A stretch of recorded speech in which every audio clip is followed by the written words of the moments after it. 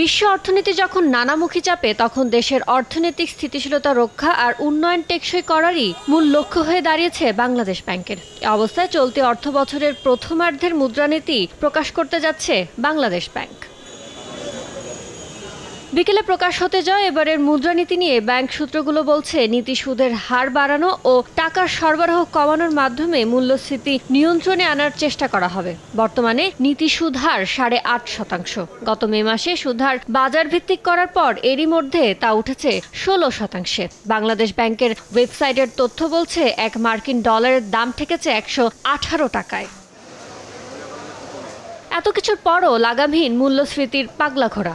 গত জুনে দেশের গড় মূল্যস্ফীতির হার দাঁড়ায় 9.73%। যদিও চলতি অর্থ বছরের বাজেটে এ হার 6.5% নামিয়ে আনার লক্ষ্য নির্ধারণ করেছে সরকার। এমন প্রেক্ষাপট সামনে রেখে ফের বাড়তে পারে নীতি সুদহার আর আসতে পারে নতুন কিছু উদ্যোগ। নগদের কাছে সব গ্রাহকই প্রিয়, তাই তো সারা দেশে ক্যাশ আউট চার্জ সবচেয়ে কম। সংবাদ সংগ্রহের ক্ষেত্রে বিভিন্ন বিধিনিষেধ আরোপ করায় আর্থিক খাতের নিয়ন্ত্রক এই সংস্থার সব অনুষ্ঠান কয়েক মাস ধরেই বর্জন করে আসছেন সাংবাদিকরা। তাই এতদিন সংবাদ সম্মেলনের মাধ্যমে মুদ্রানীতি ঘোষণা করা হলেও এবার তা প্রকাশ করা হবে বাংলাদেশ ব্যাংকের ওয়েবসাইটে।